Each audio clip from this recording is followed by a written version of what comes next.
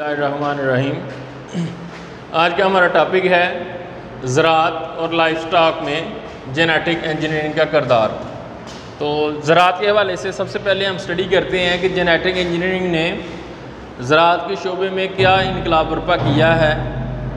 तो हम देखते हैं कि पहले जो पैदावार थी फसलों की, ये बहुत कम पैदावार होती थी।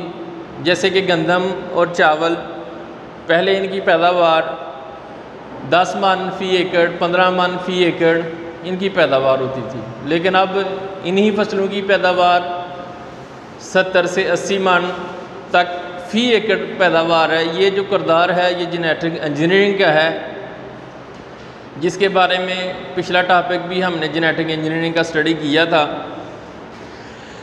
तो ज़्यादा पैदावार देने वाली अक़साम की तैयारी, यानी जेनेटिक इंजीनियरिंग की मदद से इस तरह की बीज तैयार किए जा रहे हैं जिनकी जो पैदावार है ये बहुत ज़्यादा है। यानी जो पहले इन्हीं जिन बीजों की पैदावार बहुत कम होती थी, अब उन्हीं इस तरह के बीज तैयार किए गए हैं कि वो ज़्यादा से ज़्यादा पैदावार देते हैं। 70 मन फ़ी एकड़ तक पैदावार देते हैं, 80 मन फ़ी एकड़ तक पैदावार देते हैं। फिर पौधों के खुर्दनी अज्जा की ग़िज़ाई अफादियत में इजाफ़ा, इस तरह के जो हैं वो बीज तैयार किए जा रहे हैं कि जिनसे ज़्यादा से ज़्यादा हम आयल हासिल कर सकते हैं, ज़्यादा से ज़्यादा खुर्दनी अज्जा हासिल कर सकते हैं। जैसे हमें पता है कि जितना भी जो आयल है या ये जो घी वगैरह ये प्लांट से हासिल करते हैं, तो इस तरह के प्लांट या बीज तैयार किए जा रहे हैं जो ज़्यादा से ज़्यादा ये पैदावार देते हैं।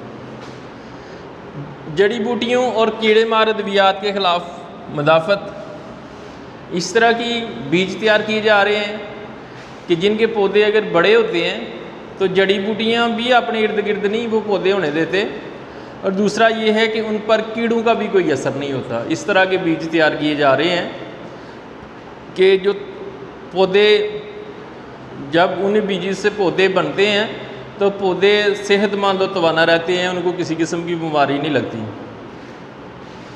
फलों और सब्जियों की ज़्यादा देर तक ज़ख़ीरा होने की सलाहियत, अब ये भी जेनेटिक इंजीनियरिंग का ही किरदार है कि जो फल हैं और सब्ज़ियाँ हैं उनकी इस तरह की प्रोडक्ट जेनेटिक इंजीनियरिंग से पैदा की जा रही है बीज, कि जिनके जो फल हैं वो ज़्यादा देर तक सेफ़ रह सकते हैं। यानी इतनी जल्दी ख़राब नहीं वो फल होते या सब्ज़ियाँ इतनी जल्दी ख़राब नहीं होती। इस तरह की पैदावार हासिल की जा रही है। गैर फलीदार अक़साम में नाइट्रोजन फिक्स करने वाले जीन्स, जो ऐसे पौधे जो गैर फलीदार हैं, जो फलीदार बीज पैदा नहीं करते, तो उसमें इस तरह के बीज पैदा किए जा रहे हैं जो नाइट्रोजन फिक्सेशन की सलाहियत को बढ़ाते हैं। जब नाइट्रोजन फिक्सेशन की सलाहियत बढ़ती है तो उससे नाइट्रोजन जो है वो ज़्यादा इस्तेमाल होती है, मट्टी के अंदर भी उसका ज़्यादा इस्तेमाल होता है, जिससे पौधे जो हैं वो ज़्यादा पड़वान चढ़ते हैं। आगे है फलों के मेयार में इजाफ़ा।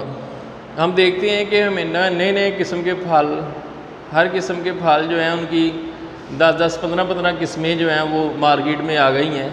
ये सारा जो किरदार है ये जेनेटिक इंजीनियरिंग का ही है कि जिसकी मदद से हमने फलों और सब्ज़ियों की बेशुमार अक़साम को पैदा किया है। जैसे हम एक मिसाल लेते हैं सेब की कितनी ज़्यादा किस्में हैं, मैंगो की मिसाल लेते हैं, इसकी कितनी ज़्यादा किस्में हैं।